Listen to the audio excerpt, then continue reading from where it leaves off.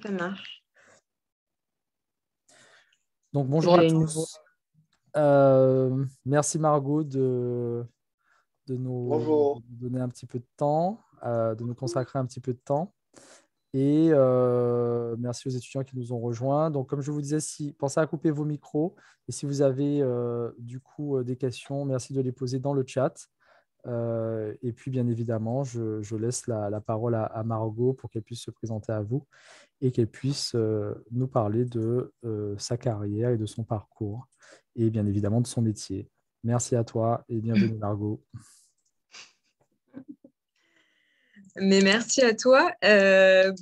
Bonjour tout le monde. Désolée d'avoir avancé la conf. Il y a eu un petit cafouillage de horaire. Donc voilà, j'espère que vous avez tous pu finir votre repas tranquillement. Moi je m'appelle Margot, Margot Roclor. Je ne sais pas s'il y en a que j'avais vu quand j'étais venue faire une petite intervention au Parallèle 14 il y a quelques années.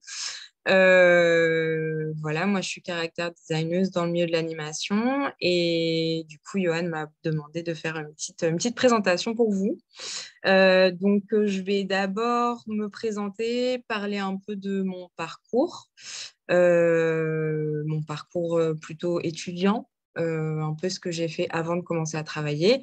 Et puis après, je vais parler un petit peu du métier de character designer, parce que je pense que c'est ce qui peut vous intéresser. Bonjour. Et, euh, et puis après, je vais parler un petit peu aussi de mes expériences dans l'industrie de l'animation. Et puis un peu les leçons que j'en ai, enfin les expériences que j'en ai tirées jusqu'à aujourd'hui, en sachant que ça fait 4-5 ans que je travaille, donc mon expérience est encore assez jeune, mais on apprend vite dans le milieu. Donc voilà.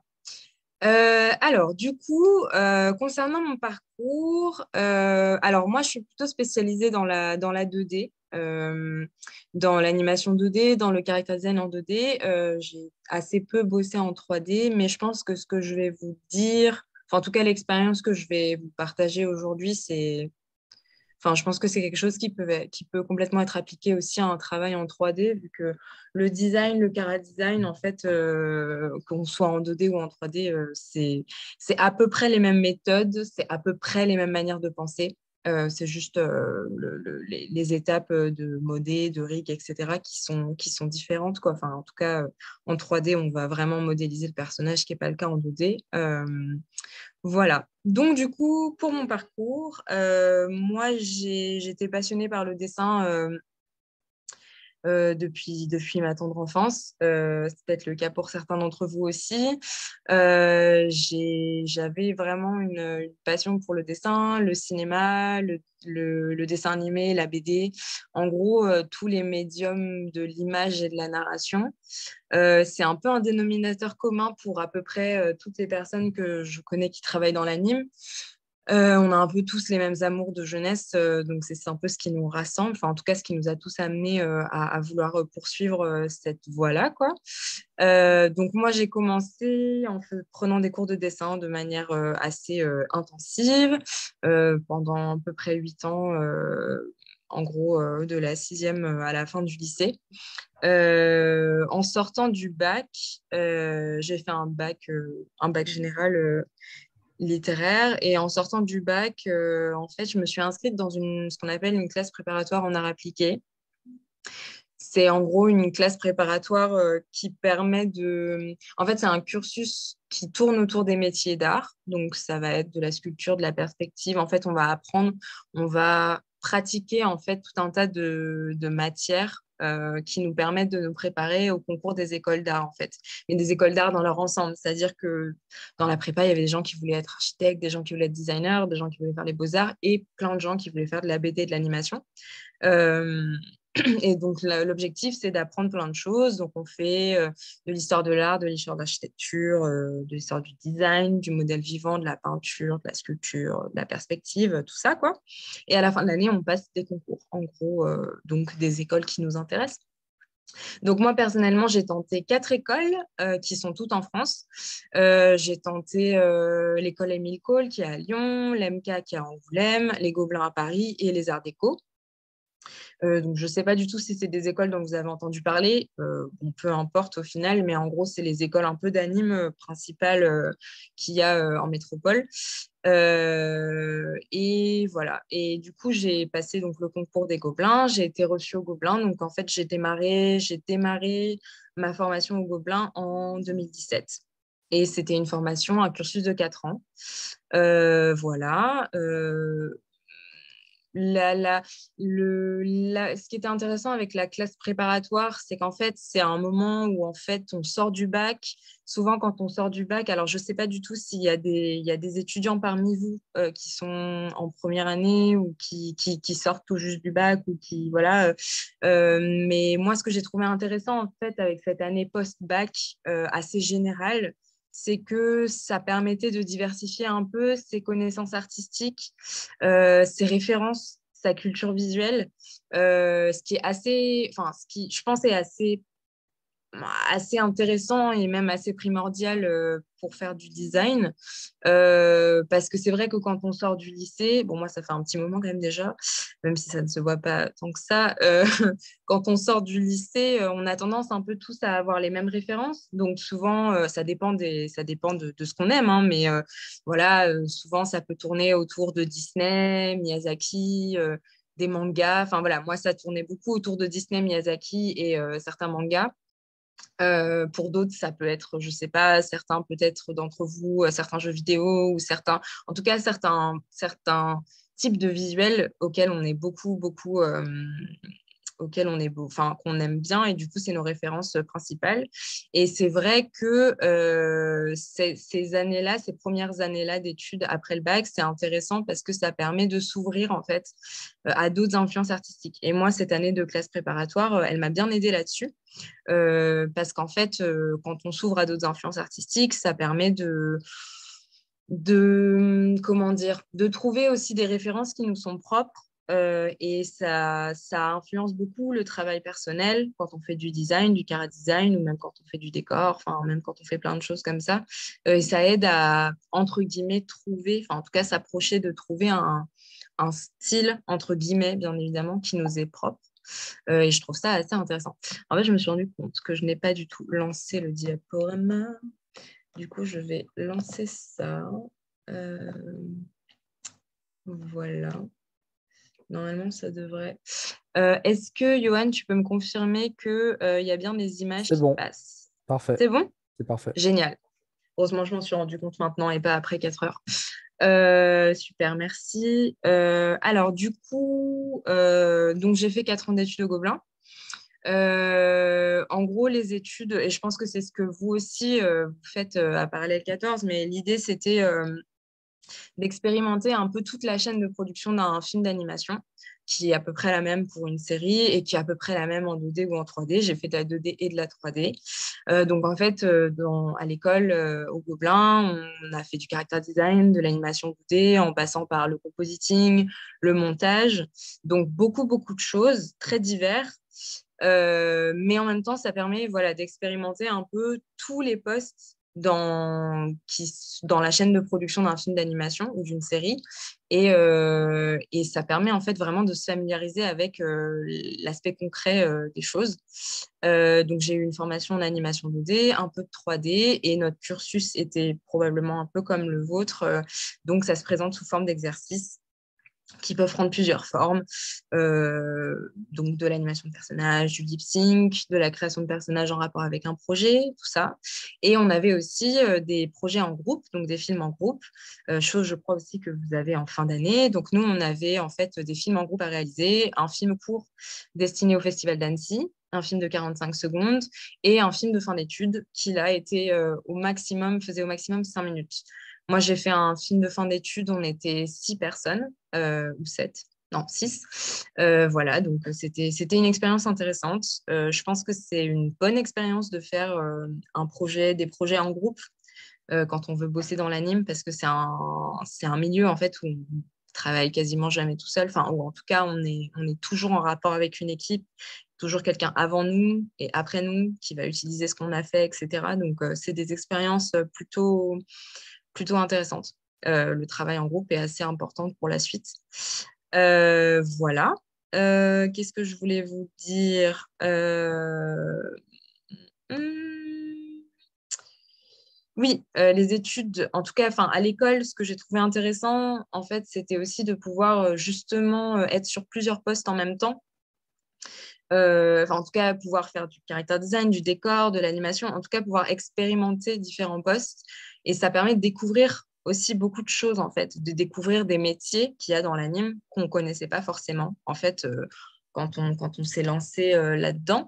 Typiquement, moi, c'était le cas pour le layout posing, qui est un poste que j'occupe actuellement sur ma prod actuelle, et qui est un poste que je ne connaissais pas vraiment avant de rentrer dans l'école. Et en fait, c'est une étape qui est entre le storyboard et l'animation.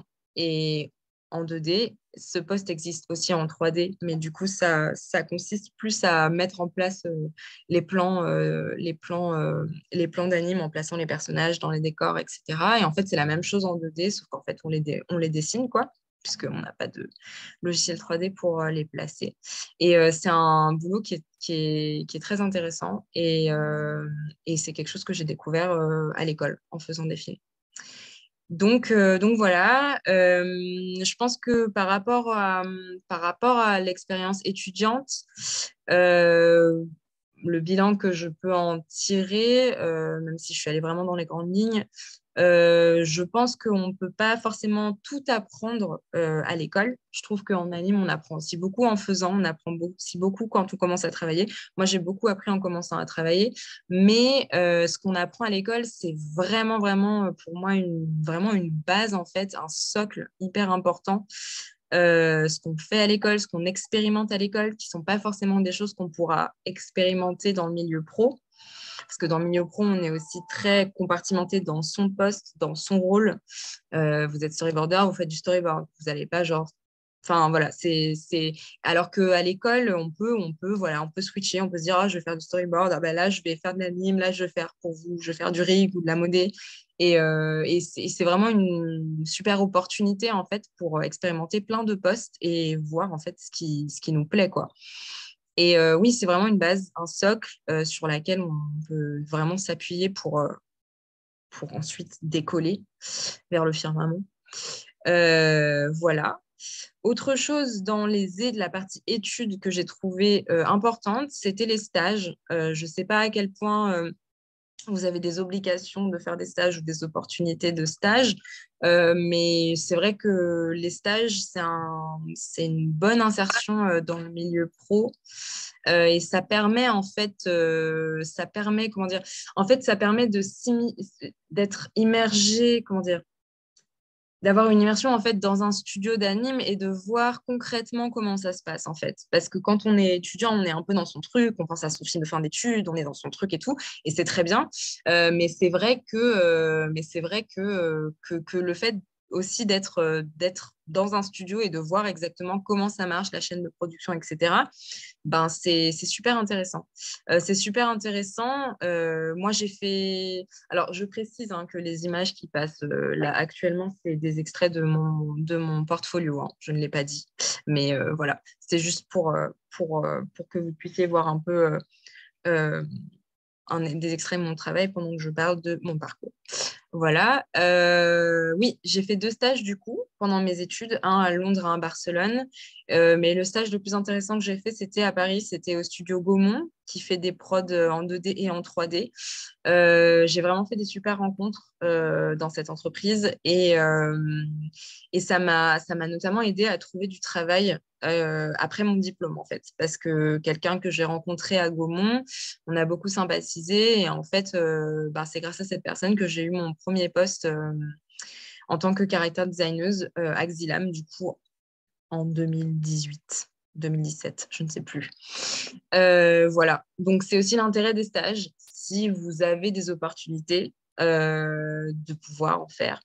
L'intérêt, c'est qu'on commence aussi à se construire un petit réseau un mini réseau pendant les stages et c'est super intéressant et c'est très avantageux.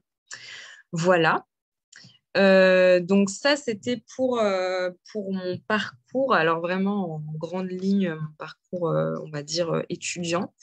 Voilà, donc après mon diplôme, moi, j'ai commencé à travailler donc, en tant que character designer. J'ai commencé par faire un peu de design de props au début pour des boîtes à Londres. Une boîte à Londres sur une production qui était une coproduction avec Disney, je crois. J'ai commencé par ça. J'ai fait pas mal de cara design, pareil, pour des boîtes à Londres, pour des petits projets, donc plutôt du concept art. Donc vraiment la toute première étape dans la chaîne du design. Et puis, j'ai eu mon premier poste du coup en studio à Paris, chez Xilam, sur la série Mister Magoo, qui est une série 2D, cartoon assez graphique. Et voilà, j'ai bossé sur ça. J'ai aussi travaillé, pareil, en tant que character designer sur une série preschool qui s'appelait Les Contes de Lupin pendant un moment. Et après, j'ai pu bosser sur un long métrage dans le studio Je suis bien content, qui est un studio qui fait principalement de la 2D, qui est à Paris. C'est le studio qui a produit Persepolis notamment. Je ne sais pas si vous connaissez. Persepolis, Avril et le monde truqué également. Et donc voilà, donc j'ai pu bosser sur leur prochain long métrage. C'était super intéressant. Là, j'ai fait du layout posing, du coup, le poste dont je vous parlais, qui est donc entre le storyboard et l'anime. C'était super. Et du coup, voilà. Entre-temps, j'ai aussi fait un peu de développement visuel pour un projet de série à nouveau à Xilam. Donc, vraiment de la création de personnages à partir d'une bible graphique, une bible littéraire. Et en ce moment, je travaille sur la série Toby Loneless, qui est en production dans un studio qui s'appelle Tant mieux Prod, et qui est une adaptation d'un livre jeunesse qui s'appelle aussi Toby Loneless, qui est un petit garçon qui vit dans un arbre qui fait 1 centimètre. Voilà, donc beaucoup de infiniment grand, infiniment petit dans ce projet. Et je fais aussi du layout posing. Voilà, donc ça c'est pour le parcours, on va dire. Du coup, maintenant, je vais vous parler un petit peu plus du métier de character designer. Du coup, je vais changer tout ceci. Donc ça, c'était un peu un extrait de mon propre travail, mais du coup, là, je vais vous mettre plutôt des images qui ne sont pas mon travail, qui sont le travail d'autres personnes extrêmement talentueuses. Et comme ça pourra un peu illustrer ce que je dis. Voilà.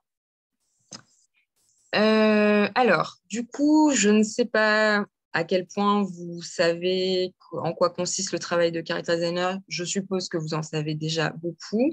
Donc, je vais être dans les grandes lignes. En fait, un character designer, son boulot, c'est de créer les personnages d'une série, d'un film, d'une pub, etc., etc. Moi, personnellement, j'ai beaucoup travaillé sur des séries animées. C'est un peu la majorité du travail qu'il y a en anime. Il y a beaucoup de séries animées. Voilà. Et donc, en fait, il y a plusieurs étapes dans le travail de character designer. Disons qu'il y a la phase de concept, la phase de design. La phase de concept, c'est une phase assez libre, en fait, sur laquelle on peut travailler, où en fait, on va faire des personnages, on va designer des personnages à partir d'un scénario ou à partir une bible littéraire. Pour une série, par exemple, une bible littéraire, ça va être un document où on a la description de tous les personnages, en fait. Du héros, de son sidekick, de son ennemi juré, de sa mère, son père, etc. Tous les personnages qui vont évoluer dans la série, au cours de la série, en fait, ils vont être décrits dans cette bible littéraire où il n'y a pas d'image, en fait. C'est vraiment juste la description de la série, de tout ce qui se passe dans la série et des personnages. Donc, on va décrire leur caractère, leur personnalité, leurs complexes, leurs peurs, leurs nécessités, leur situation familiale, leur milieu social, leurs ambitions, toute leur backstory, etc. C'est souvent des gros documents où il y a beaucoup d'informations sur les personnages, parfois des choses qu'on ne va même pas utiliser dans la série, mais en tout cas, ça permet de se faire une idée du personnage, qui il est, même si ce n'est pas une personne réelle. L'idée, c'est de le décrire au maximum pour que le designer ait le plus d'informations possible pour pouvoir faire le design. Parce qu'en fait, tous ces éléments-là, Donc, les complexes, les peurs, les nécessités, tout ce que j'ai cité jusqu'à maintenant, en fait, c'est des éléments qui peuvent influencer en fait le design, le chara design. Euh, Parce qu'en fait, quand on est designer, on va se servir de toutes ces informations pour imaginer le personnage en fait et comprendre à quoi il ressemble en se basant sur qui il est. Qui il est, c'est quoi son implication dans l'histoire, c'est quoi, comment s'est passée son enfance. Enfin, on peut des fois aller assez loin, surtout dans les longs métrages. Voilà, donc le character designer à partir donc, du scénario ou de la bible littéraire, il va proposer des versions, en fait, différentes versions du personnage, en fait, en explorant un maximum au début. On explore, en fait, on commence généralement par chercher des silhouettes.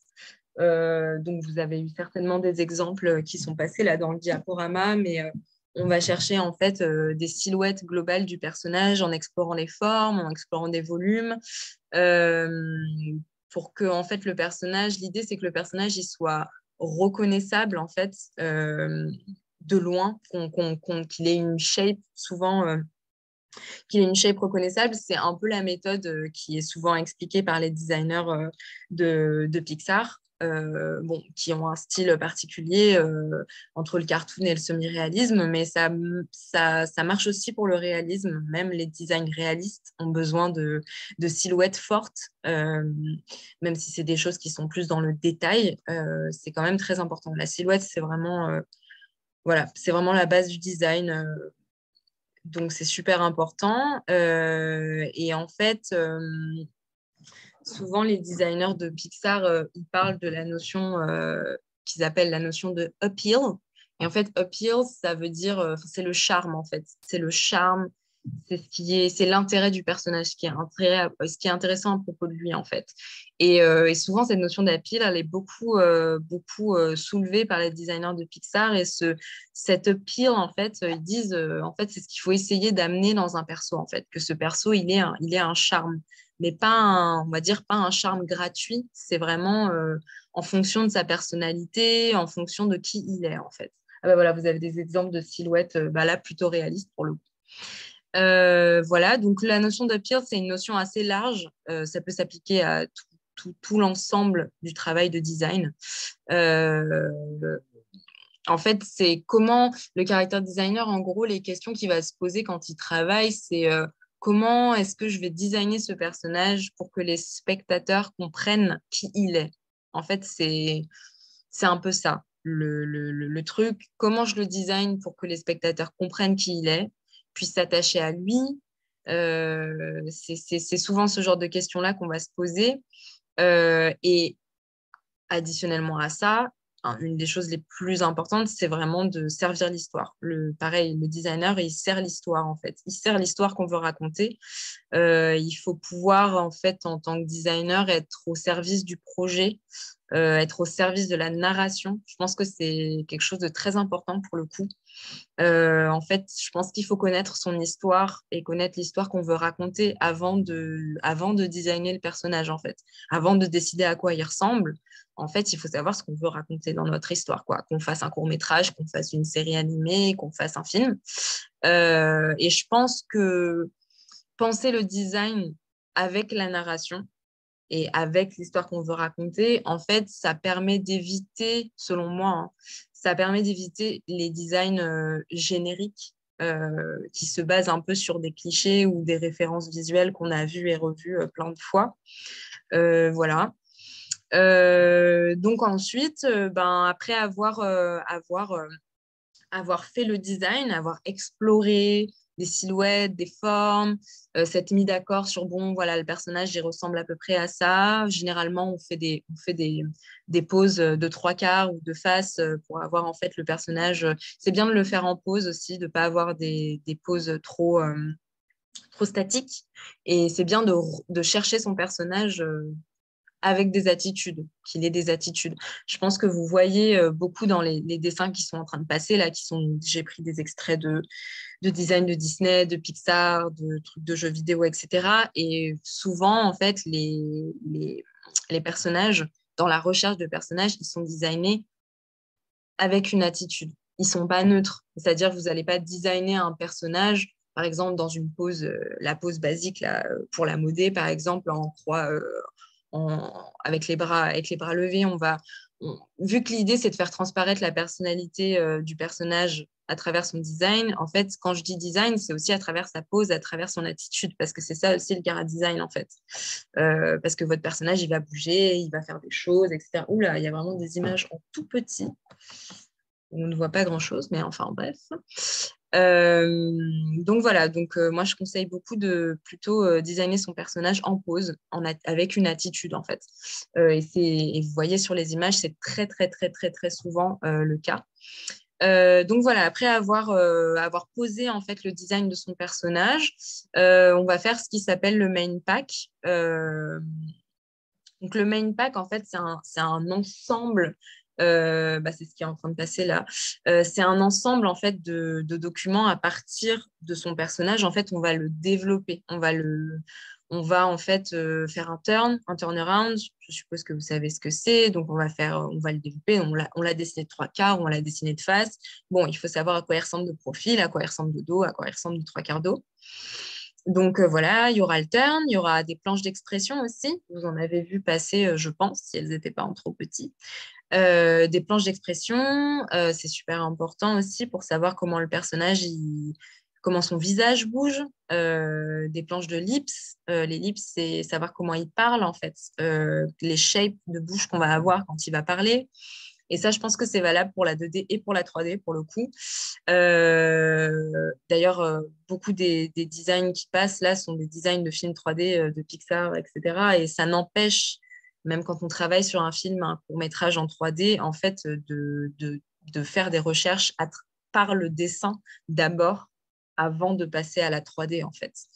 C'est super important. Enfin, en tout cas, c'est comme ça que ça marche dans le milieu pro. C'est beaucoup de dessins d'abord, de références par le dessin, qui sont ensuite traduites en 3D.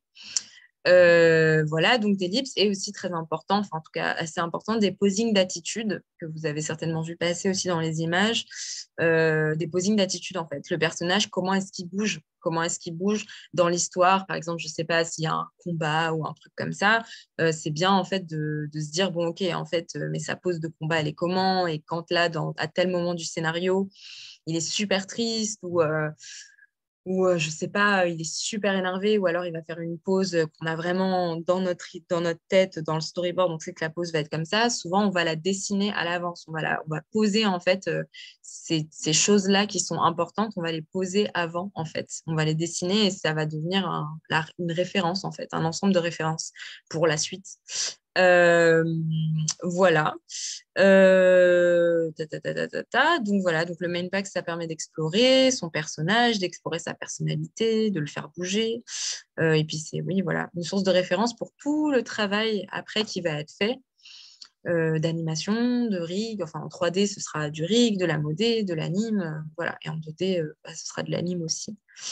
Voilà, et puis bon, je passe sur le travail de la couleur parce que c'est assez classique. Il faut faire des tests de couleur. Souvent, on va faire des propositions. En fait, le travail de designer, c'est vraiment faire des propositions de choses. Donc, pour la couleur, par exemple, il est rare qu'on fasse le personnage puis qu'on propose une mise en couleur. Souvent, on va proposer plusieurs mises en couleur. On va discuter, on va dire, OK, celle-là, elle est pas mal, mais nos décors, ils sont comment est-ce qu'il va s'intégrer dans le décor, comment est-ce qu'il va ressortir du décor. Tout ça, c'est des questions. En fait, on ne fait que se poser des questions quand tu fais du design. On propose et on se pose des questions. Et c'est un peu comme un entonnoir. On fait plein, plein, plein de propositions et petit à petit, on arrive de plus en plus près à ce qu'on veut et on finit par arriver au design final. Voilà. Donc ça, c'est pour le Cara Design en général. Et maintenant, je vais rapidement parler un peu de ce que c'est, enfin, de ce que je retiens du travail dans le cinéma d'animation, dans l'industrie. J'ai noté des petites choses. Euh, c'est vraiment juste des choses que moi j'ai appris ou en tout cas qui me paraissent intéressantes à partager. Je pense que pour moi, ce qui est important pour travailler dans l'industrie du cinéma d'animation, c'est de savoir travailler en équipe. Ça, c'est vraiment un truc, je pense, qui est vachement important. Enfin, en tout cas, savoir travailler en équipe ou en tout cas être capable de communiquer avec les autres, c'est super important. Communiquer sur son propre travail, en fait, sur les propres tâches que nous, on va faire. Parce que sur un projet d'anime, en fait, tout ce qu'on fait, par exemple en tant que character designer, mais en tant que storyboard artiste, en tant que rigueur, en tant qu'animateur, en fait, c'est en rapport avec ce qui a été fait avant et ça va être en rapport avec ce qui va être fait après nous. C'est une énorme chaîne de production, quel que soit le projet, et donc c'est important en fait de savoir communiquer avec les autres. Quand on est au design, on doit penser à l'histoire, on doit être fidèle au scénario, on doit être fidèle aux demandes du réalisateur. Même quand on est seul, souvent les character designers, ils travaillent seuls. Il va y avoir un character designer, deux, trois grands max si on est sur une grosse série. Mais on ne sera jamais seul parce on devra être en relation avec le réalisateur qui va avoir des attentes, qui va avoir des remarques, qui va faire des retakes sur notre travail, etc. Et c'est important de pouvoir communiquer et voilà, communiquer ses idées, discuter, etc. C'est super important, je pense. C'est une grosse partie du boulot, en fait. Et donc, mais on doit aussi penser à la suite, parce qu'on a l'histoire, les demandes du réalisateur, mais on doit penser à la suite, parce que les personnages qu'on va designer, ils vont passer par plein d'autres étapes après. Ils vont être animés, ils vont être rigués, etc. Enfin, voilà. Et donc on est souvent un maillon, en fait, dans une grande chaîne, et du coup, c'est important de savoir communiquer, quoi. C'est assez essentiel, je pense.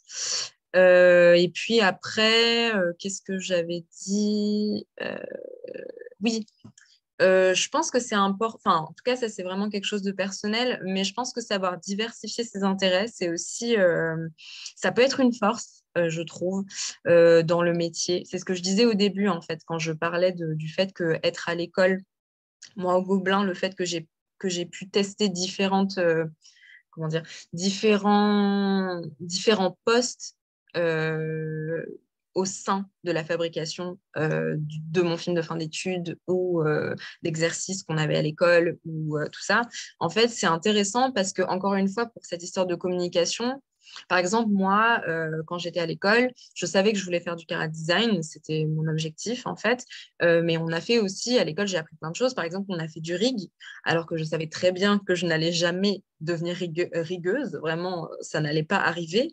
Mais en fait, c'était super intéressant de moi pratiquer le rig pendant cet exercice parce que ça me permet aussi de me dire si je dois être si je dois travailler sur une prod en 3D, moi je suis designeuse, mais la personne qui va riguer le perso, en fait, c'est toujours intéressant d'avoir pu toucher au rig de moi-même, parce que quand le rigueur il va venir me parler ou je vais devoir lui dire des choses, etc., en fait, c'est bien quand vous parlez à quelqu'un qui fait un autre métier que vous, en fait, que vous sachiez quoi lui dire, quoi, que vous soyez pas, en tout cas que vous puissiez parler le même langage et que vous puissiez communiquer ensemble parce que vous n'êtes pas rigueur, mais vous avez des petites connaissances, en tout cas vous avez une base qui permet de communiquer avec la personne un peu mieux, quoi.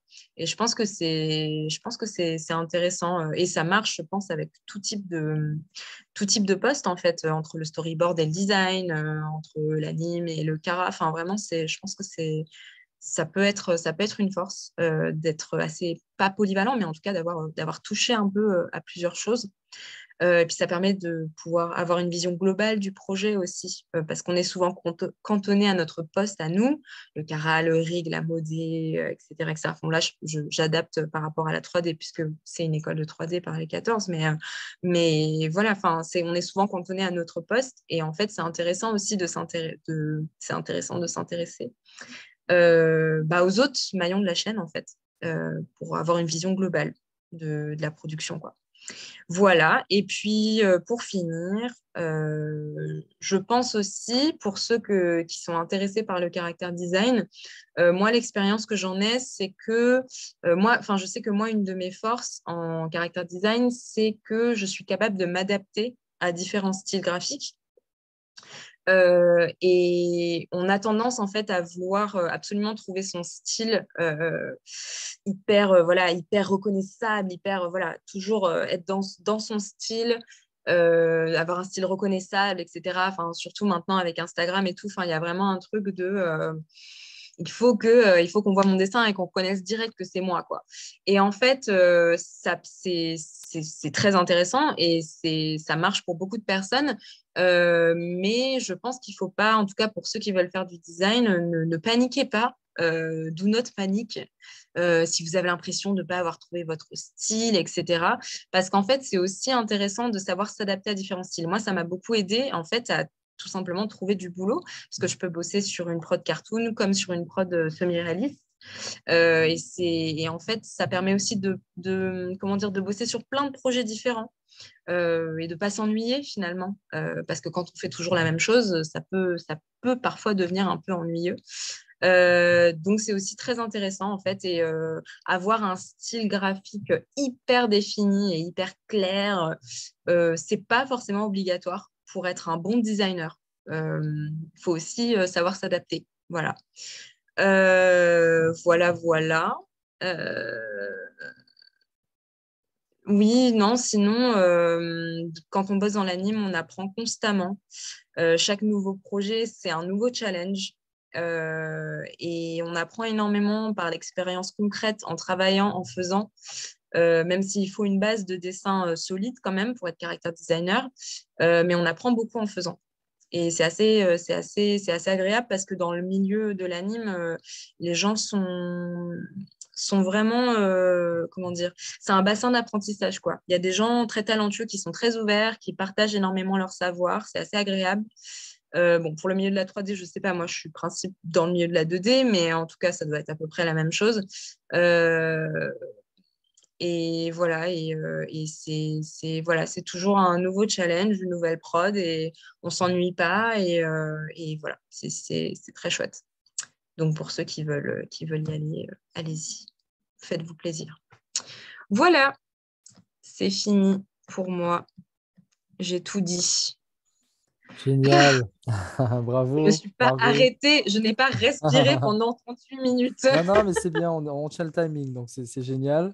On va passer, du coup, je propose qu'on passe rapidement au temps de questions-réponses, au temps d'échange, pardon. Du coup, dans le chat, en fait, on avait déjà quelques questions, notamment Ouais. Mélina qui, je crois, hallucinait ou en tout cas était très intriguée. Est-ce que tu as travaillé sur le court-métrage avec le sacrifice des femmes pour les dieux mayas? C'est ça? Qui Oui, s'appelait MEUA, c'est ça?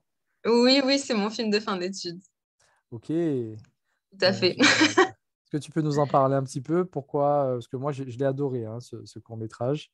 Et Ah ouais. c'est comment, en fait, la production? Euh, alors pour mes voix, oui, donc du coup, ouais, c'est mon film de fin d'études que je n'ai pas revu depuis 5 ans. Donc c'est moi qui ai fait les designs des personnages. J'ai participé aussi au layout trait des décors, donc le dessin des décors trait, pas la couleur. J'ai fait aussi de l'animation de perso, de l'animation FX. Et j'ai fait quoi aussi? Et j'ai fait du compo aussi dessus.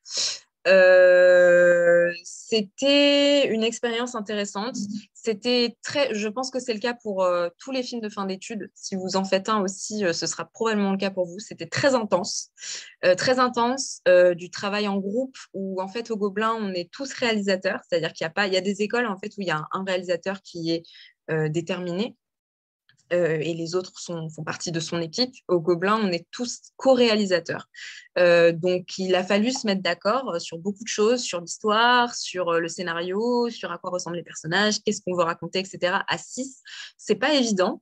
Donc, c'était une expérience compliquée, mais qui m'a beaucoup appris, que ce soit au niveau du travail, du chara design et au niveau de comment on produit un film d'animation et aussi au niveau humain. Ça m'a beaucoup appris au niveau humain.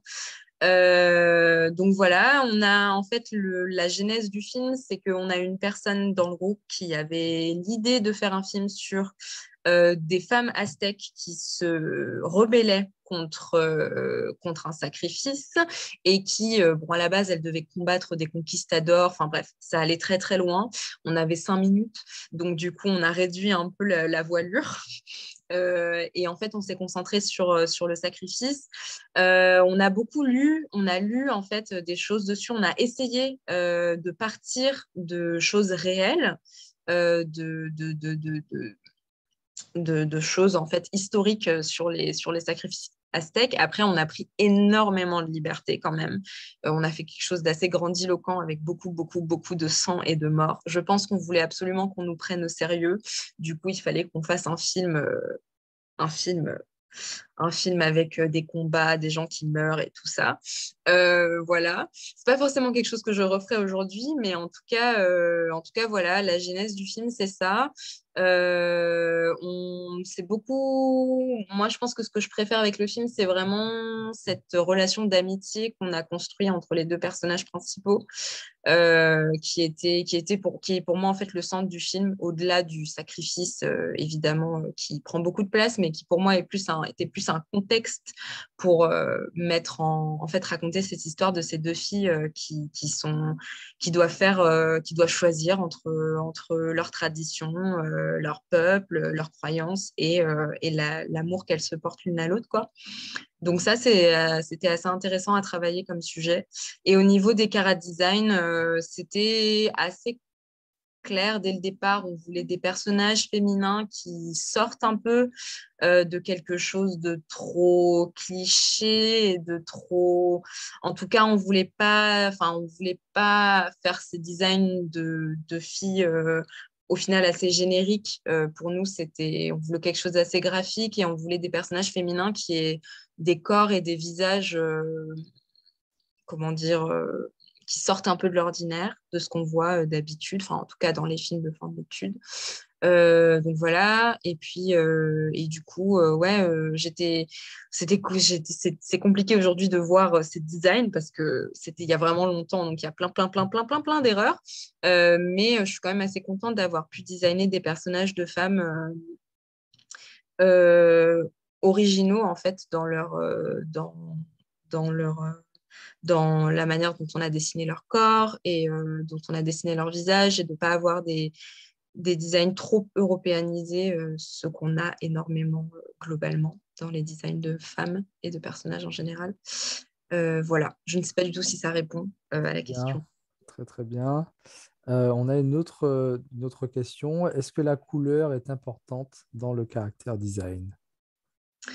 Oui, oui, c'est super important. Oui, je suis passée vraiment très, très rapidement sur la couleur parce que pas le temps.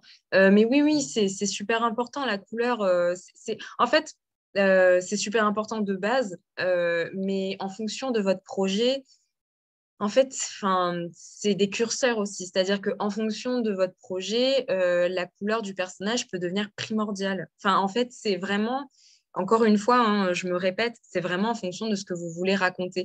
Je ne sais pas quel exemple je peux vous donner. Par exemple, typiquement, euh, le film Inside Out de Pixar. Donc, c'est le film avec les émotions là, dans la tête des gens. Je pars du principe que vous l'avez tous vu. En fait, là, pour le coup, on a un projet qui va raconter, en fait, où on a des personnages donc, qui représentent la joie, la tristesse, la peur, le dégoût. En fait, c'est des personnages qui, dans leur design, représentent une émotion. Et en fait, euh, je n'ai pas fait partie de l'équipe de ce film, mais c'est assez facile en regardant le film de voir en fait tout de suite, d'imaginer en fait les réflexions de design qu'il y a eu derrière en fait le design de ces personnages-là, et notamment pour eux je pense que la couleur était un aspect complètement primordial du design parce en fait, chaque personnage a une couleur spécifique qui le relie à une émotion. Donc, par exemple, pour ce projet-là, la couleur est complètement primordiale. Limite peut-être qu'on peut même penser à la couleur avant même la silhouette, avant même le design pour ce genre de projet-là, par exemple. Si vous avez voilà, enfin, je pense que ça dépend vraiment du projet. Mais oui, évidemment, il faut faire des recherches de couleurs. C'est intéressant aussi quand vous avez des décors et des personnages de penser aussi les couleurs de vos personnages avec vos décors. Est-ce que vous voulez que le personnage ressorte du décor? Est-ce que vous voulez qu'il s'intègre, qu'il disparaisse presque dans le décor? Toutes ces choses-là, c'est ce que je disais au début, en fait. En anime, toutes les étapes sont liées les unes aux autres. En fait, on peut pas compartimenter les choses. Le storyboard est lié au scénario, le design est lié au storyboard, la couleur est liée au personnage, au décor, au storyboard. Enfin, vraiment, c'est super important. Enfin, par exemple, pour mon film de fin d'études, il y avait tout un... Enfin, je pense que ça, vous devez l'apprendre aussi à l'école, mais souvent, quand on fait un film, on va faire le storyboard et en fait, on va aussi faire un color script où en fait, on va reprendre des moments très importants du board. Ça fonctionne souvent par séquences. On a des séquences différentes avec des choses qui se passent dans le film, des moments de haut, de bas et tout ça. Et en fait, notre film, il va pouvoir évoluer dans ces teintes colorées en fonction de ce qui se passe dans l'histoire. Donc, par exemple, dans Mewa, en fait, on partait de quelque chose de très bleu, de très désaturé, et plus on montait en intensité dans le film, plus on montait dans les teintes de rouge. Et en fait, si on compare la première image du film à une image du milieu du film au moment du sacrifice, en fait, on a une image bleue et une image rouge, quoi. C'est vraiment très, très clair, c'est pas hyper subtil pour le coup, mais en tout cas, c'est l'exemple de vraiment la couleur en fait qui peut déterminer plein de choses. Voilà, c'est aussi en fonction de l'histoire que vous voulez raconter. Génial. Voilà. Merci pour toutes ces explications. On a Vianney qui posait une autre question. Donc, Ouais. il disait que tu as parlé du style graphique, mais à part ça, est-ce que la direction artistique a un gros impact sur le design? Par exemple, si le rendu a un effet peint avec des traces de pinceau, par exemple, est-ce que le Ouais. personnage sera directement fait comme ça ou bien en style classique, voilà, et modifié au fur et à mesure? En gros, est-ce que Attends, je la relis la question. direction, est-ce que la direction Est-ce que la artistique, direction artistique a un voilà. impact sur les personnages? Voilà, c'est ça. En fait, oui, oui, oui, tout à fait. En fait, la direction artistique, par définition, c'est la direction artistique de l'ensemble. En fait, en fait, la direction artistique, c'est juste le mot qui chapeaute toutes les étapes de design. En fait, dans la direction artistique, il y a les personnages, les décors, les props, les ambiances colorées. Enfin, vraiment, c'est l'aspect visuel en fait de votre projet, série, film, etc. Et la direction artistique, c'est simplement choisir la direction dans laquelle on va. Et en fonction de cette direction dans laquelle on va choisir en fait qu'est-ce qu'on fait visuellement. Mais encore une fois, je me répète énormément, mais c'est aussi souvent lié à l'histoire qu'on veut raconter. Enfin, comment dire, en fait, on peut avoir des envies graphiques, visuelles.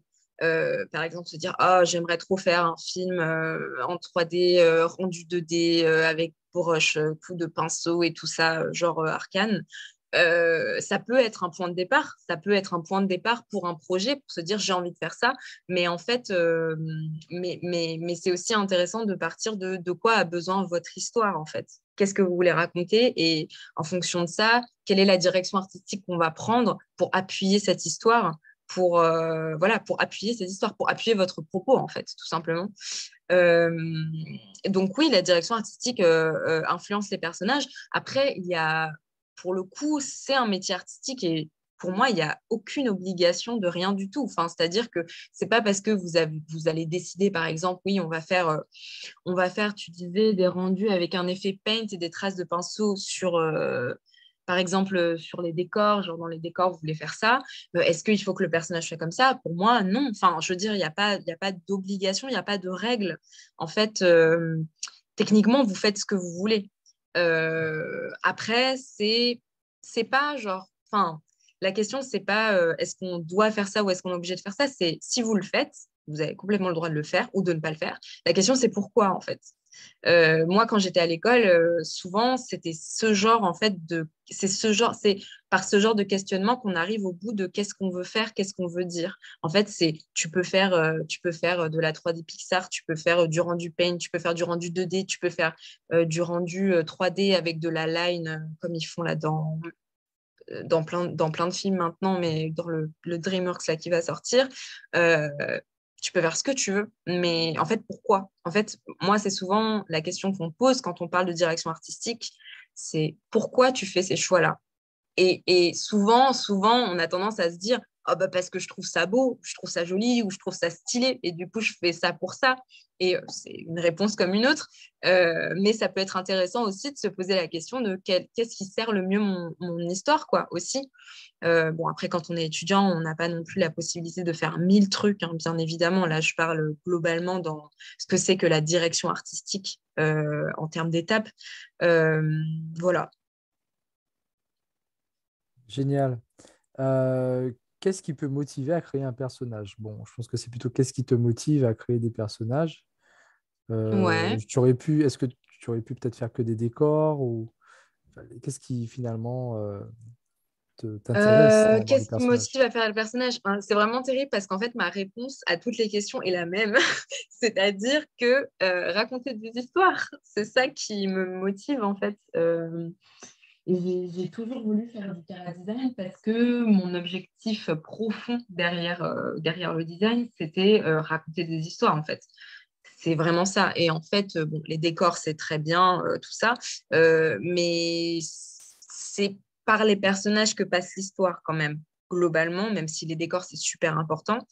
Euh, et voilà, c'est les personnages qui racontent l'histoire, quoi. Et du coup, pour moi, c'était évident que j'allais faire du chara design, que je voulais faire du chara design parce que j'avais envie de raconter des histoires et que ça passe par les personnages, quoi. Donc voilà, souvent les gens qui sont plutôt attirés par le décor, etc., c'est plutôt des gens qui ont plus des sensibilités à l'illustration et à l'image fixe, ce qui était mon cas, mais en même temps, ce que j'aimais, c'était l'histoire, quoi. J'aimais les bouquins, les BD, tout ça, et en fait, je pouvais dévorer quel que soit le média, de la BD, de l'illustration, du cinéma d'animation, quel que soit le média, ce qui m'intéressait, c'était l'histoire qu'on était en train de me raconter. Donc ouais, je pense que c'est pour ça que je fais du chara design, tout à fait. Ok, merci. Donc, on a une question de Meredith qui te dit que faut-il présenter dans le portfolio pour être caractère designer, designeuse ou Ouais. encore storyboardeuse? Et aussi, comment ça se passe dans la boîte? Est-ce que tu travailles enfin, avec qui tu travailles généralement? Donc, avec qui tu es en Ouais. lien direct? Et en étant pardon, caractère designer, peut-on en fait travailler dans d'autres secteurs au sein du studio, par exemple en modélisation? Donc, il y a plusieurs questions. Euh, Alors, attends. oui. Attends, ça commençait par, c'était Ça quoi le commençait premier? par que faut-il présenter dans Ah le oui, le portfolio pour être portfolio character designer? C'est quoi et le storyboard. portfolio idéal pour un character designer? Ouais. Bah, du coup, je vous ai passé un peu mon portfolio quand je faisais quand je parlais de mon parcours étudiant. Pour le portfolio, en fait, pour être Cara, bon, globalement, l'idée, c'est de montrer que vous êtes capable en fait de développer un personnage, quoi. Donc, en gros, il faut montrer des designs, il faut montrer des explorations de personnages. Il ne faut pas montrer que des choses hyper propres et hyper finies. Nous, on nous conseille très souvent de montrer des refs, en fait. Je ne sais pas si je peux remontrer ce que j'avais montré, mais en gros, il est où mon truc? Il est là. Euh, ouais, on va plutôt faire comme ça. Enfin, par exemple, moi, dans mon portfolio, ils sont où les refs?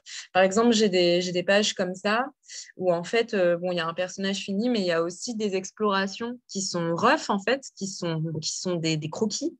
Mais ça montre en fait que vous êtes capable de proposer différentes choses en fait.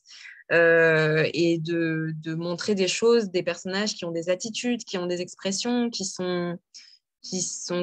donnent envie, quoi, en gros. Généralement, on déconseille en fait tout ce qui est très statique.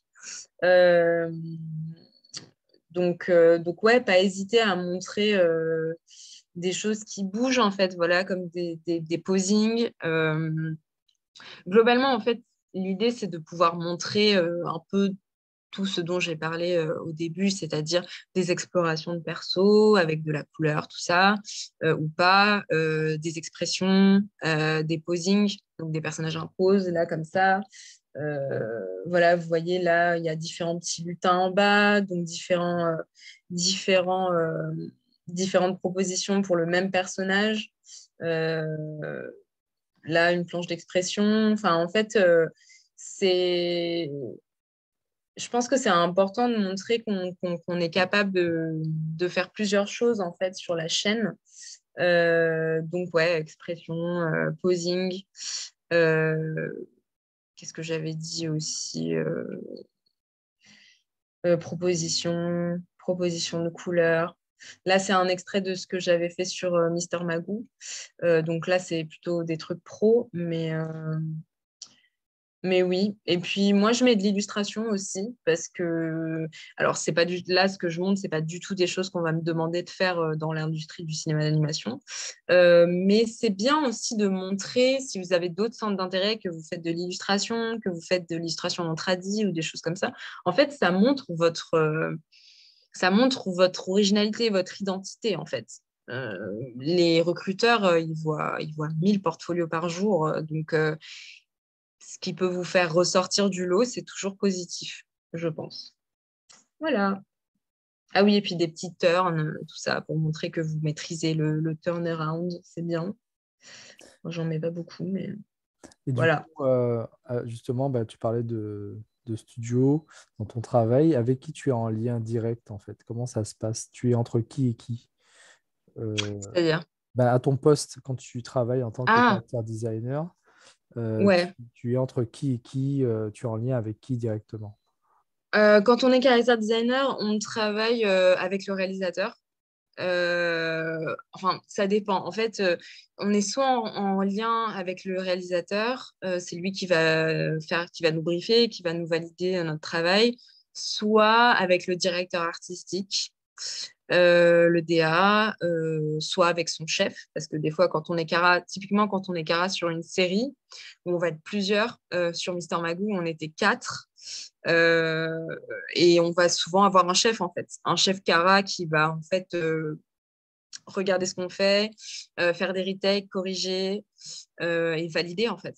Valider ce qu'on fait. Donc typiquement, par exemple, sur Mister Magoo, voilà, par exemple sur Mister Magoo, là sur cette page-là, j'ai mis des posings euh, que j'ai fait quand j'étais character designer sur la série.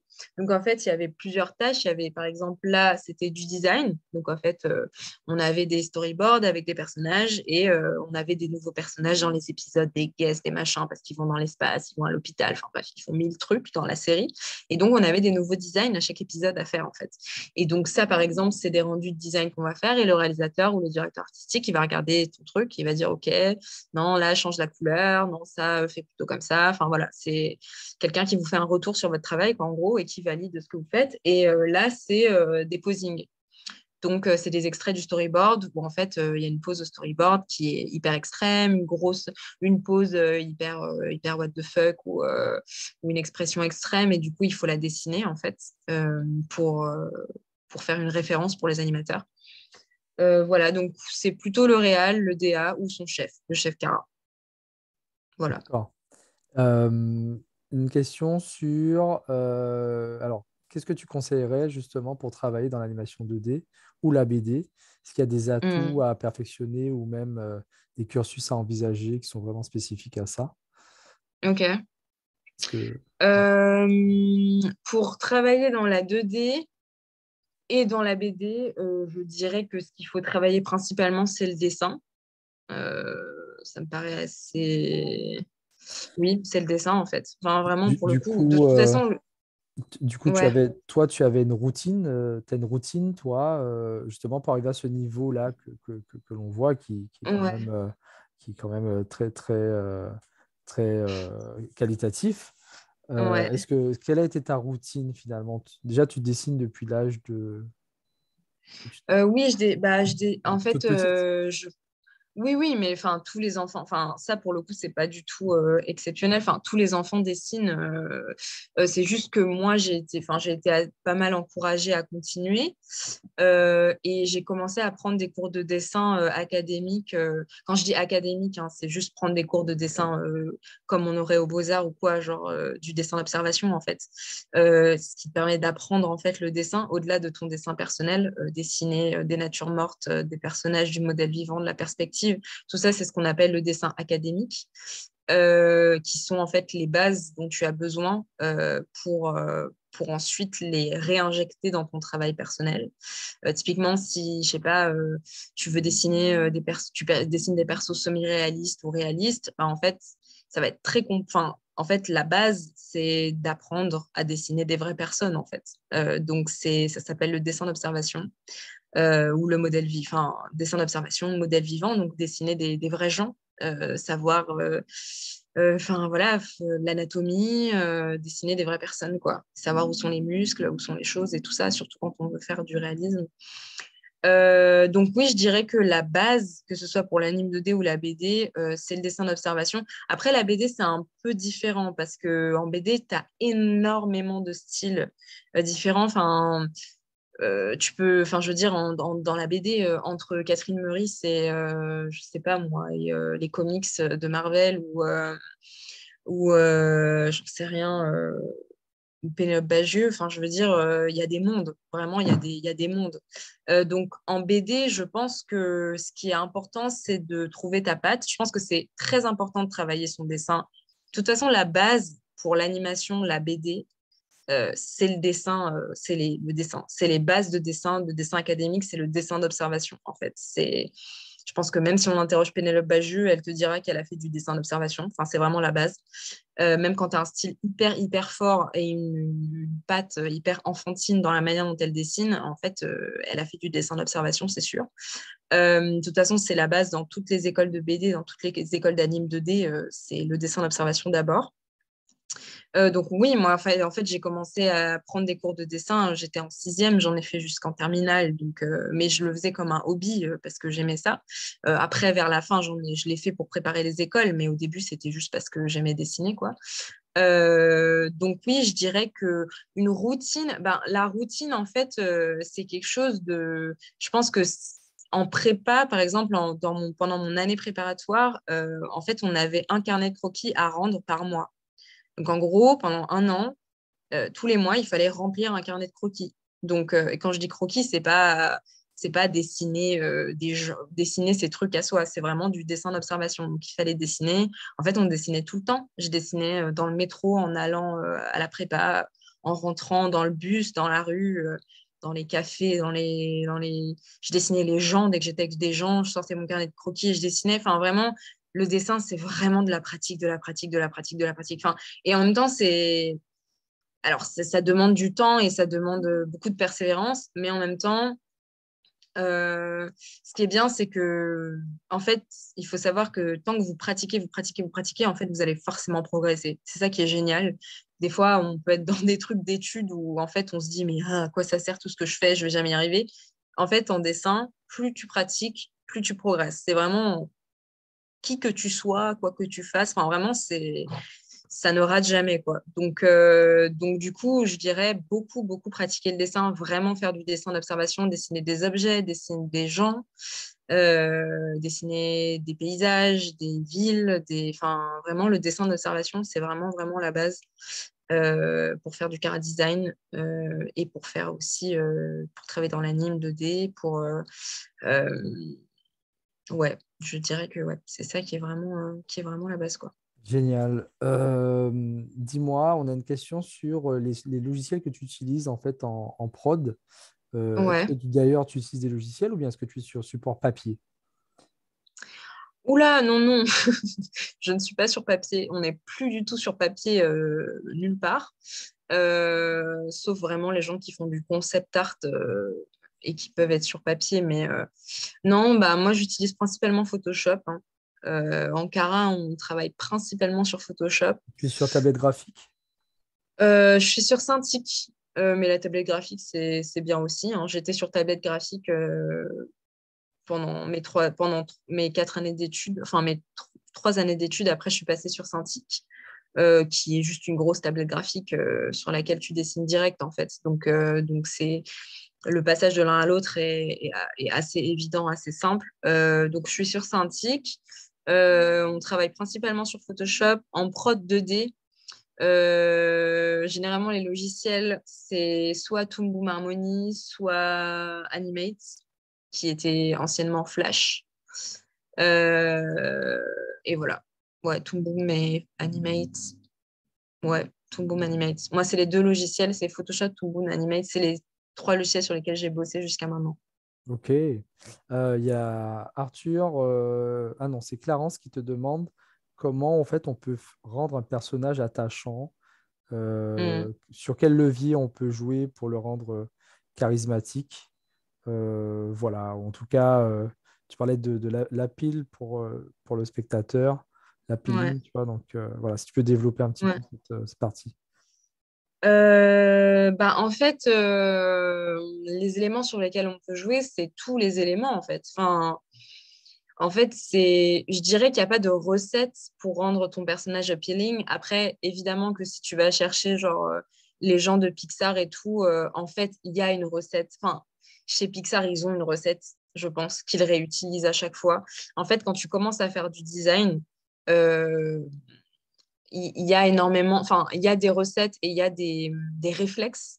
Euh, Enfin, en fait, il y a des styles de design aussi en fonction des époques. Quand tu regardes, je sais pas, Blanche-Neige et les Sept Nains et La Belle au Bois dormant, c'est pas la même chose que, je sais pas, Turning Red qui vient de sortir. En fait, il y a des modes, il y a des recettes. Chez Pixar, ils ont un truc assez rodé, chez Disney aussi. Après, je pense que c'est rodé, mais du coup, c'est mon avis personnel, hein, mais du coup, ça devient assez inintéressant. Parce que, par exemple, si on regarde, je sais pas, les 4 derniers Disney qui sont sortis cette année, en fait, tous les personnages se ressemblent, toutes les héroïnes ont exactement la même tête, parce qu'ils réutilisent cette recette de appeal qu'ils ont et qu'ils réutilisent en fait dans tous leurs films. Donc moi, quand je parle d'appeal, c'est plus pour dire que genre quand tu designes ton personnage, en fait, il faut penser à sa personnalité, il faut penser à qui il est en fait, et c'est comme ça que tu vas le rendre charmant, c'est comme ça que tu vas le rendre intéressant, que ton personnage soit un méchant, un gentil, un antagoniste ou quoi. Enfin, en fait, pour le rendre intéressant, il faut en fait penser à sa personnalité, il faut penser à qui il est en fait. Et c'est comme ça que tu designes un personnage. Et après, tu peux jouer sur tous les éléments. Enfin, je veux dire, c'est c'est une page blanche, le design, tu fais ce que tu veux. Donc après, tu joues sur ce dont tu envie, ce sur quoi tu as envie de jouer. La base, c'est la silhouette. Tu commences par la silhouette, tu commences par à quoi il ressemble dans son ensemble. Et c'est à partir de là que tu joues sur les éléments. Est-ce qu'il a les épaules super larges? Est-ce qu'il a des petits bras? Est-ce qu'il est court sur pattes? Est-ce qu'il est, je sais pas, est-ce qu'il a un énorme menton? Ou est-ce que, mais tout ça, en fait, c'est des choses que tu fais en cherchant, en dessinant, en fait. Et du coup, tu as une liste de personnalités de base quand tu cherches justement voilà, les silhouettes. Est-ce que tu te dis, OK, il faut que je fasse au moins gentil, triste, méchant, voilà, ou est-ce que c'est, même là, il n'y a pas de règle, mais tu te dis, voilà, au moins ton personnage dans le film, il va parcourir ce type d'émotions, donc je vais au moins faire ces émotions-là de base pour voir à quoi il ressemble ou comment le caractériser. Bah, je pense qu'il ne faut pas rentrer dans des choses non plus trop génériques, même si c'est difficile en design. Euh, je pense que, en fait, ça dépend de ton projet. Enfin, si tu crées, enfin, si ton but, c'est de pratiquer le design et de créer des choses pour mettre dans ton portfolio, moi, je conseille de se créer un petit projet personnel, en fait, avec une petite histoire ou un truc comme ça. C'est pas obligé d'être un truc super compliqué, t'es pas obligé d'avoir écrit un scénario et tout ça, mais tu peux avoir quelques personnages en tête, je sais pas, genre une sorcière et son apprenti, enfin, je sais pas, te créer en fait une petite histoire, une base qui te permet de développer 2, 3, 4 personnages qui ont des personnalités distinctes, claires, Euh, et en fait, tu peux t'écrire effectivement une petite fiche personnage où tu te dis, OK, bon, je sais pas, la grand-mère, elle est comme ci, comme ça, elle a tel caractère, elle vit dans tel endroit, et du coup, tu pars de cette base-là pour faire des propositions de design. En tout cas, moi, c'est comme ça que je faisais quand je m'entraînais au Cara Design, c'était ça, je me créais des petites histoires simples, des personnages avec des personnalités claires et définies, et je créais des persos à partir de ça, quoi. Très bien. Et j'avais juste une question aussi. On va Ouais, clôturer un peu après, je sur vais les devoir y questions. aller. Oui, oui, clairement, on va clôturer justement. Euh, comment tu, comment tu utilises en fait, enfin, est-ce que tu utilises en fait ta culture dans ton travail? Est-ce que tu essayes de le faire ou voilà, est-ce que ça t'arrive de le faire? J'ai vu que dans ton travail aussi, on retrouve voilà, les Antilles. Comment tu fais, comment tu procèdes? Ah, quand tu veux dire ma culture, c'est ma culture antillaise, Voilà, c'est ça. ma culture en général. Oui, ta culture antillaise, en fait, est-ce que tu essayes d'apporter, parce que tu parlais tout à l'heure de finalement de se singulariser ou en tout cas par rapport Ouais. à beaucoup de caractères designeuses, est-ce que ça tu le Hmm. fais ou pas du tout? Euh, oui, oui, oui, clairement, je le fais. En fait, je pense que, en fait, c'est ce que je disais au tout début quand je parlais de mon parcours. Je parlais de quand on sort du bac, par exemple, on a tous les mêmes références, en fait. On a tous les mêmes références parce on a tous été, ah, on va dire ça. On va dire qu'on a tous été mis face aux mêmes éléments culturels. Euh, Parce que les dessins animés qui passent à la télé, les dessins animés qu'on a regardés enfants, les mangas qu'on lit, enfin, je veux dire, en fait, on a tous un peu les mêmes, on part tous un peu des mêmes références. Donc, moi, par exemple, c'était Disney, c'était Pixar, c'était Miyazaki et tout ça. Et c'est des très bonnes références parce que, enfin, voilà, c'est des gens qui font un très beau travail. Mais en fait, je pense que c'est important de diversifier en fait ces références. Et dans cette diversification des références, par exemple, moi, je suis passée par un chemin où j'étais très, très, très attirée par Disney, Pixar, Miyazaki, etc. On a tous fait ça. Enfin, je veux dire, les gamins qui venaient aux portes ouvertes des Gobelins de troisième ou de première ou de terminale, en fait, ils me montraient des dessins où ils copiaient One Piece, Naruto. Enfin, en fait, on passe tous par là. Donc, mais je pense que ce qui différencie, en fait, euh, ce qui différencie les gens, c'est aussi ceux qui font l'effort de diversifier leurs références, de sortir, en fait. Ça ne veut pas dire qu'on abandonne absolument tous nos amours de jeunesse, mais en tout cas, en diversifiant ses références, en cherchant, en fait, des références moins mainstream, on va dire ça comme ça, en fait, ça te permet de développer ton propre travail, ta propre vision des choses. Et effectivement, oui, moi, j'ai eu un chemin où je suis partie de ces références assez mainstream-là que tous les gens de l'anime ont, parce que c'est très bien, mais voilà. Et en fait, j'ai eu tout un chemin de développement personnel où, en fait, je me suis rendu compte typiquement que je dessinais que des blancs. C'est bête, mais je dessinais que des personnages blancs, je dessinais que des filles blanches et j'étais très très influencée par Miyazaki et pendant des années, j'ai dessiné des princesses Mononoke, en veux-tu, en voilà, et genre c'était très très cool et voilà. Mais à partir du moment où j'ai commencé mes études et que j'ai diversifié mes références et que je me suis rendu compte en fait de ce biais-là, du fait que je dessinais beaucoup de personnages qui ne me ressemblaient pas du tout, ce qui n'est pas grave parce que quand tu es caractère designer, tu dois pouvoir tout faire en fait. Et l'idée, c'est d'inventer des personnages. L'idée, c'est pas de te reproduire toi-même à l'infini. Mais ça m'a quand même fait tilter en fait de voir que voilà que j'avais clairement un seul type de référence et que ça influençait énormément mon travail personnel. Et du coup, je m'en suis rendu compte et donc j'ai fait un travail pour chercher des choses différentes, pour diversifier mes références d'artistes.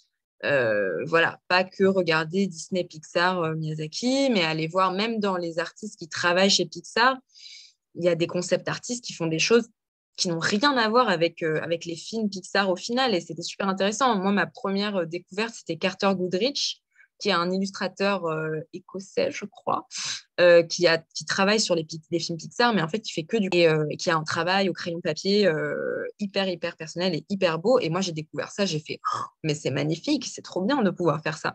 Et puis, j'ai aussi fait enfin, dans mes projets personnels, j'ai aussi beaucoup plus développé des choses qui me ressemblaient ou des choses qui touchaient à ma propre histoire ou à la Martinique et tout ça. Et en fait, c'est bête, hein, mais juste, j'ai commencé à dessiner des personnages qui me ressemblaient un peu, ou en tout cas qui étaient, qui touchaient plus, on va dire, à ma propre culture, même si j'ai une culture très mixte, euh, parce que j'ai grandi en France. Mais je pense que oui, c'est important de faire ce travail-là. C'est important de trouver tes propres références, tes propres influences, en fait. Et la BD, par exemple, c'est un super exemple parce qu'en BD, tu as une multitude de travail, tu as une multitude d'univers graphiques et tout ça. Et la BD, c'est un réservoir en fait de références, de styles graphiques, tous plus différents les uns que les autres, et c'est super intéressant. Allez voir dans la BD, allez voir dans l'illustration jeunesse, dans des artistes, des peintres, des illustrateurs, des dessinateurs, des gens qui ne travaillent pas forcément dans l'anime en fait, parce que souvent quand on est étudiant, on est concentré sur l'animation et on regarde des films de fin d'études des autres écoles et tout, mais en fait c'est aussi super intéressant d'aller voir dans des domaines qui ne sont pas l'animation, mais qui sont des domaines artistiques dont tu peux t'inspirer après pour toi, ton propre travail, en fait. Si les artistes, ils s'inspiraient juste des quatre personnes qui étaient autour d'eux à la même époque qu'eux, qui ont le même âge qu'eux et qui font la même chose qu'eux, bah en fait, tu vas pas hyper... Enfin, au final, tu vas pas hyper loin, quoi. Enfin, tu tournes assez rapidement autour des mêmes choses. Donc oui, oui, c'est clair que moi, j'ai redécouvert aussi ma propre culture et je l'ai réinjectée dans mon travail, oui, c'est sûr. Merci Margot. On va te libérer. En tout cas, tu as été du coup vraiment entendu, je pense, parce qu'il y a eu quand même beaucoup de questions qui t'ont été posées. Puis tu as un peu anticipé aussi Ouais, sur la dernière question par rapport aux étudiants ouais, qui ont préparé leur court-métrage. ouais. Te demander justement quels conseils tu avais pour eux. Et c'est vrai Mm. que quand tu dis de regarder les illustrateurs et de regarder aussi les BD, voilà, c'est déjà une partie de réponse. Ouais. Oui, oui, bah oui, il faut faire des recherches, ouais, faut essayer de regarder plein de choses différentes pour se nourrir, en fait. Enfin, en fait, c'est comme le dessin d'observation. En dessinant des choses qui existent, en fait, on nourrit son œil, on entraîne son œil.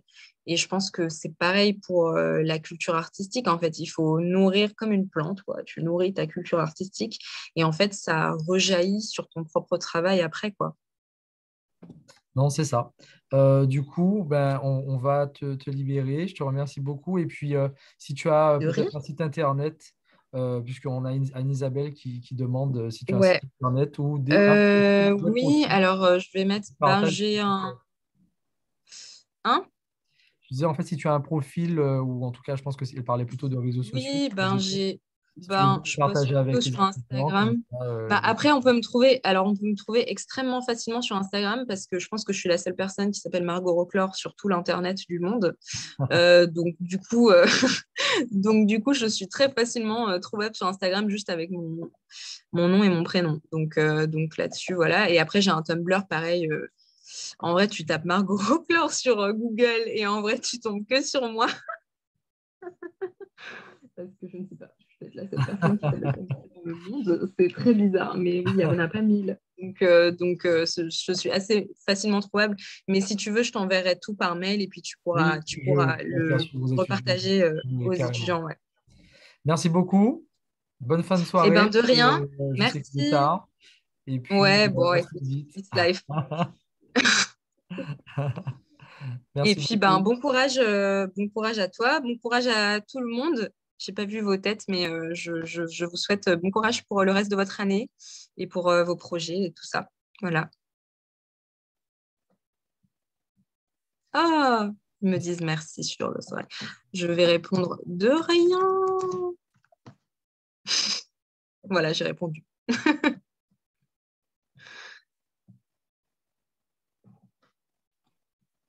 Bien. Je te laisse te déconnecter. Puis, Ouais, je vais me déconnecter. Je ne sais pas comment on fait. Il faut que je départage mon écran. Tu as juste à voilà, quitter la room.